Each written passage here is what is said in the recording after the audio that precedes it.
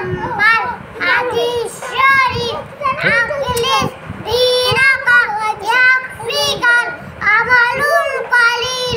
হাদিস শরীফের অর্থ তোমার ঈমানকে খাঁটি করো, অল্প আমলি নাজাতের জন্য যথেষ্ট হইবে।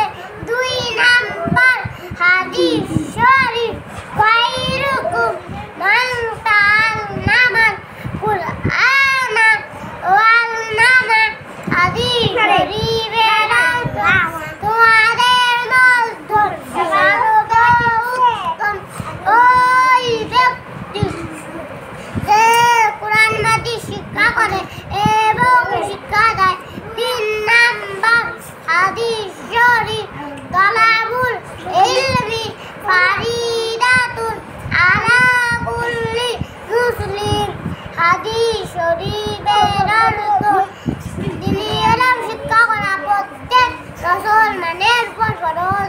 4 নাম্বার হাদিস শরীফ আত-তুহুর শাতরুল ঈমান। হাদিস শরীফের অর্থ পবিত্রতা